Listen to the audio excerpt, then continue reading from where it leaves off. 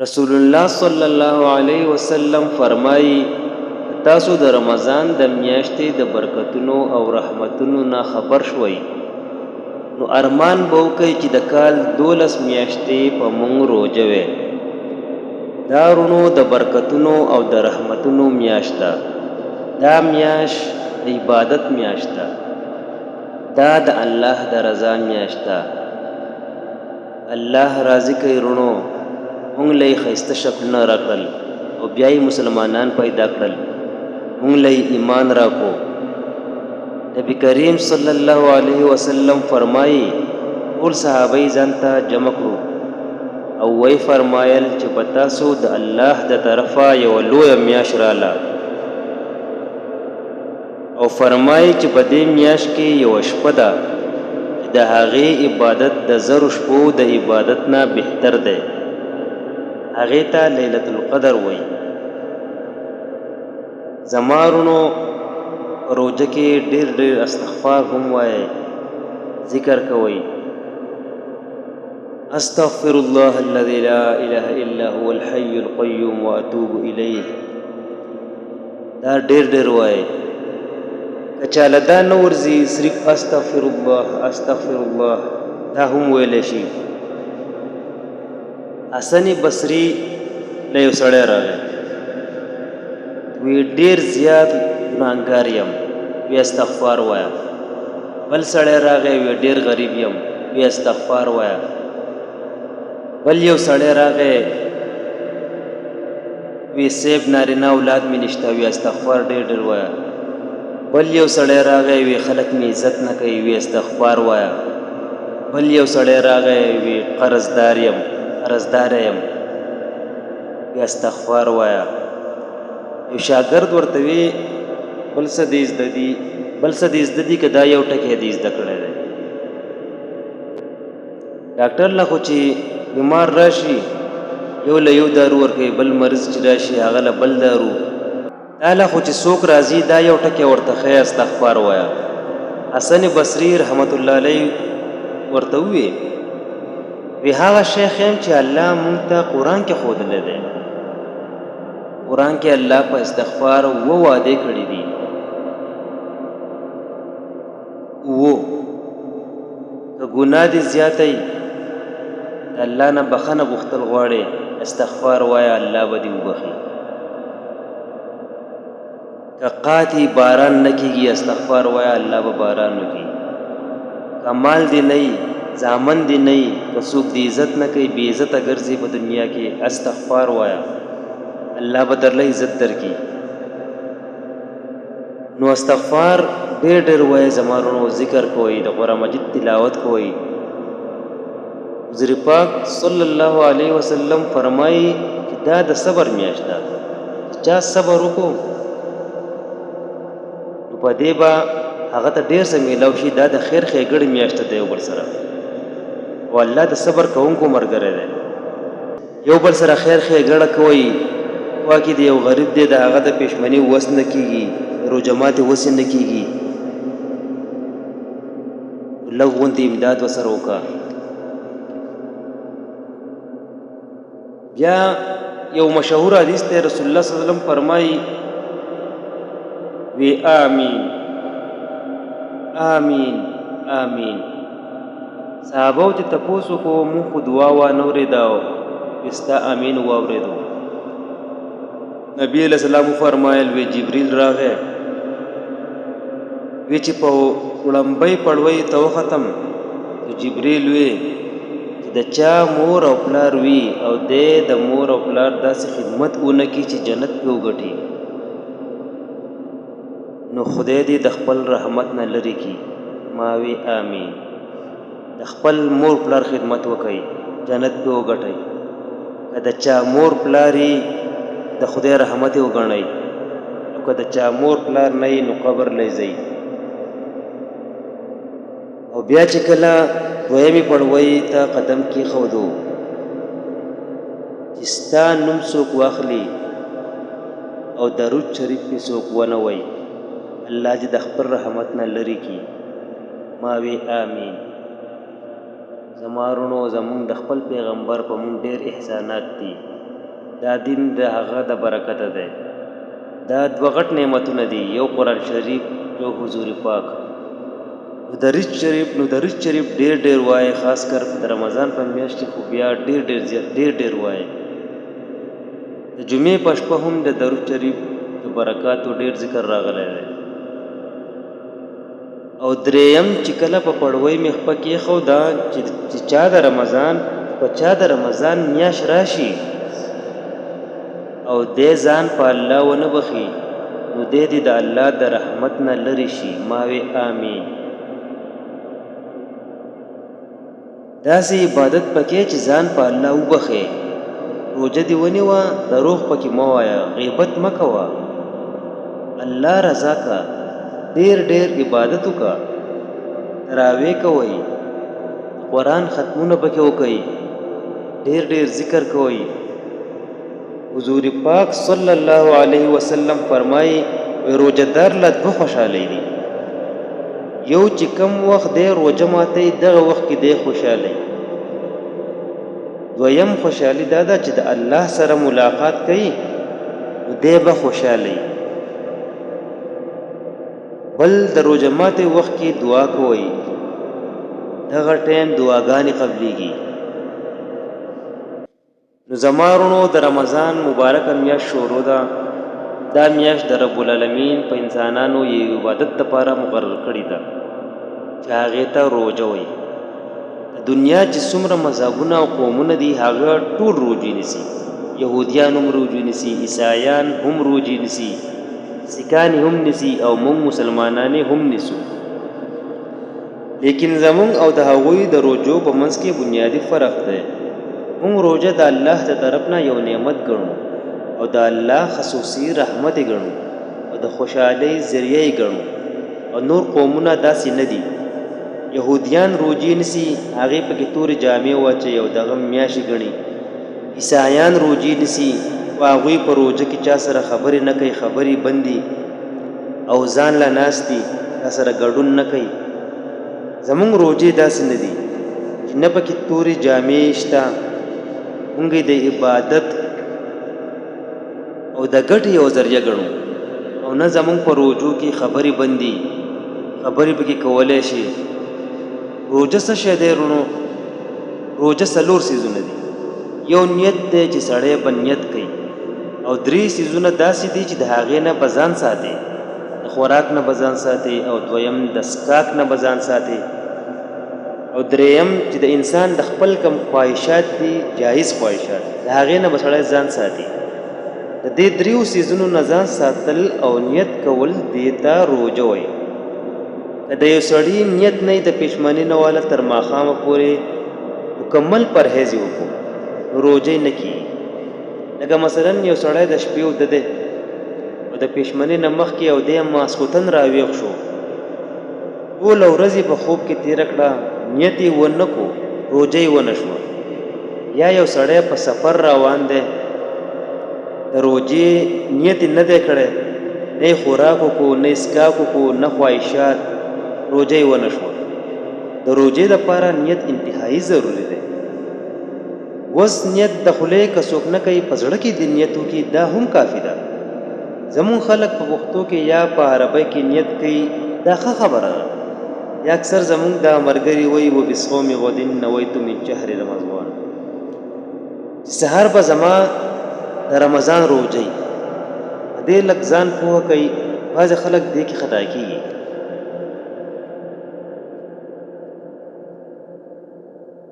غد سبا ته وایي. نو که یو سړی دا د عربۍ نیت وکړي او ووایي چې سبا به مې روژه، دا نیت به د شپې نه کوي. ګورئ بعضې خلک د پښیماني نه وروستو سبا راختلی، په دې الفاظو نیت کوي چې بصوم غد نویت من شهر رمضان، زما به سبا له روژه. هلکه ته خو نن په روژه کې داخلې، نننۍ سره څه کوې؟ د سهار نیت کې نو بصوم غدین غد سبا ته وایي. دا هله صحیح کېږي چې د پښیماني د سبا نه مخکې د الفاظ وایي، او که د سبا نه پسې وایي نو دا خو د دغې ورځې نیت ونه شو. سبا دې یاد کو، بله ورځ دې یاد کړه. پښتو کې بس داسې وایه سبا نه مخکې د نیت کوو نو وایه سبا به مې روجئ او که چېرته د سبا د ختو نه پس د نیت کوو وایه نن ورځ به مې روجئ. په خوله څوک ونه وایي نو زمونږ دا پېشمنی نیت دی. دا پېشمنی خلک څه له کوي؟ و دې له یې کوي چې سبا به زه روژه نیسم یا تراویح چې یو سړی کوي نو څه دپاره یې کوي؟ هم دې دپاره کوي چې سبا به زما روژه دا پېشمنی هم زمونږ نیت دی او د تراویح هم زمونږ نیت دی او پېشمني له پاسېدل هم زمونږ نیت دی. بس چې زړه کې دې دا رالو چې سبا به زه روژه نیسم په دې باندې کار کېږي. دویم د خوراک نه به ځان ساتي. خوراک به نه کې، اسکاک به نه کې. یو سړی په هیره باندې خوراک وکړي یا اوبه وڅښي روژې ته هېڅ قسمه ضرر نه رسېږي.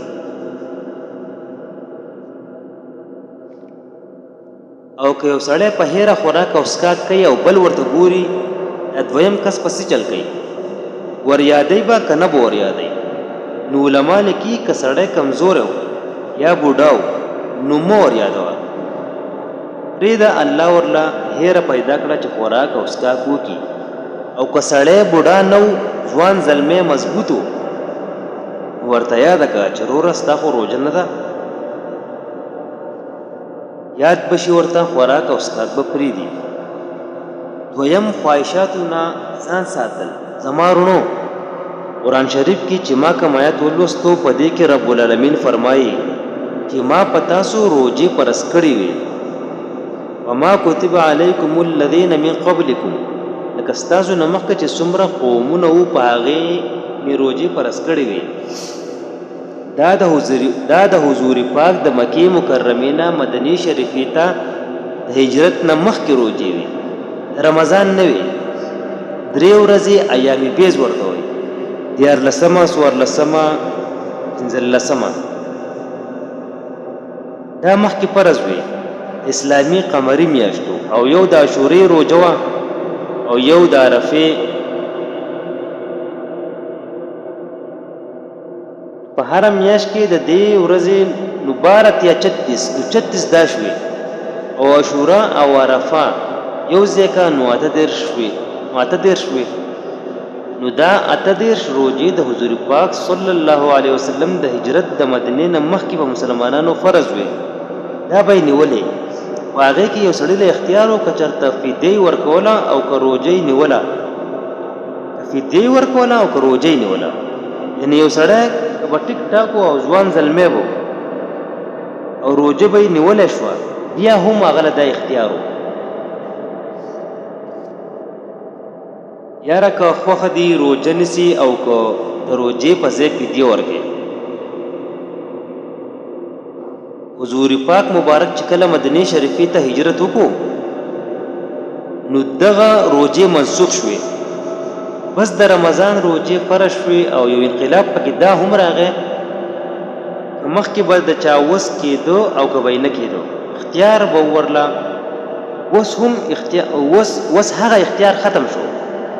یو سړی روژه نیولی شي خامخا به نیسي فدیه کار نه کېږي. او که یو سړی روژه نشي نیولی نو که دی ځوان زلمی دی او دی مریض دی نو دی به یې قضا کوي. ځوان زلمی سړی په فدیه نه خلاصېږي قضا به یې کوي. او که په قضا قادر نه شو مړ شو نو غاړه خلاصه ده. او که یو سړی بوډا سپینګیری دی روژه نشي نیولی نو دی به فدیه ورکوي. ورایت ساتئ لومبۍ زمانه کې چې روژې فرض شوې مونږ ته خو اسانې دي. اوس هغه سختې وې ډېرې. هغه سختې به دې وې چې سړي به روژه ماته کړه او اوده به شو نو روژه به یې شروع شوه. ماسخوتن چې به اوده شو بس روژه به یې شروع شوه. یو صحابي راغی د ورځې محنت مشقت کړی او کار یې کړی و. بیبي له راغی وې د خوراک څه شته که نشته. بیبي ورته وې ودرېږه چېرته ګاونډیانو رشته دارانو کره ځم څه طلب درله کوم. دی غریب ستړی و. بیبي چې راله دی اوده شوی و. بیبي ورته وې یو لوی مصیبت او تاوان کې مبتلا شوې. ځکه چې وده شو خو بیا روژه شروع شوه. نو سهار له غریب بیا لاړو او خپل کار او مشقت شروع کو. په نیمه ورځ بېهوشه شو. ځکه د 2 ورځو نهار او تګ او کار یې کوو. نو خدای پاک قرآن مجید کې دا آیات نازل کو چې بس د شپې خوراک هم کولی شئ، څښاک هم. اوس به په وده کېدو روژه نه شروع کېږي، روژه به د سبا په ختو شروع کېږي. دا یو اسانتیا الله راوسته. دویم انقلاب پکې دا راغی چې مخکې به بیبیانو ته د شپې هم څوک نه شو نږدې کېدی، ټوله میاشت به یې د ورځې او د شپې پرهیز و. نو هغه حکم هم خدای پاک بدل کو. د روژه ماتې نه بعد د پښمنۍ پورې دغه اجازت تا ته شته، د ورځې تا ته اجازت نشته. زما وروڼو، د رمضان روژې د الله لوی رحمت او برکت دی. حضور پاک فرمایي څوک چې په رمضان کې نفل عبادت کوي، دله خدای پاک هغه په فرضو بدلی. د نفلو ثواب د فرضو دی او یو فرض ورله خدای پاک په 80 چنده لیکي.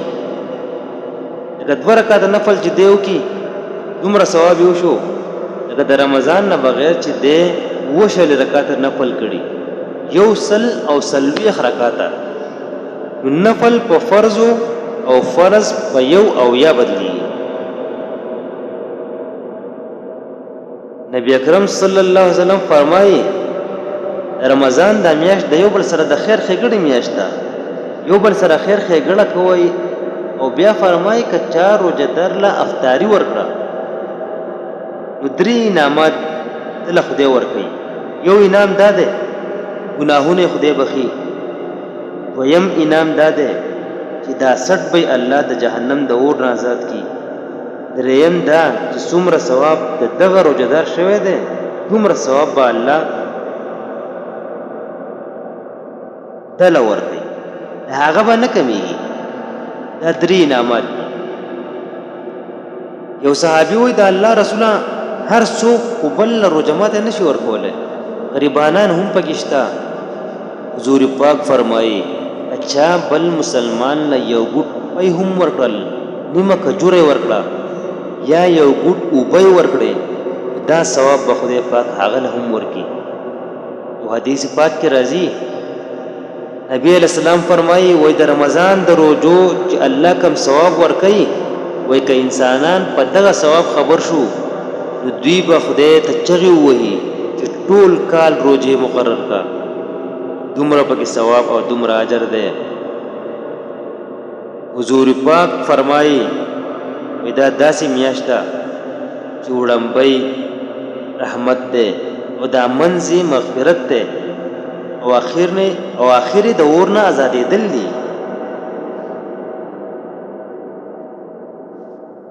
زما وروڼو، د 3 څیزونو نه پکې ځان ډېر زیات ساتئ. غیبت مه کوئ، دروغ مه وایئ. نبی علیہ السلام فرمایي وای دروغ او غیبت روژه ماتئ. دا مطلب نه دی چې روژه داسې ماته شوه چې ستا غاړه بنده ده. نه، غاړه د خلاصه شوه، قرض د خلاص شو. د روژې چې کم اصل ثواب دی هغه در نه پاتې شو، ختم شو، هغه محروم شو. د غیبت او د دروغو نه ځان ساتئ.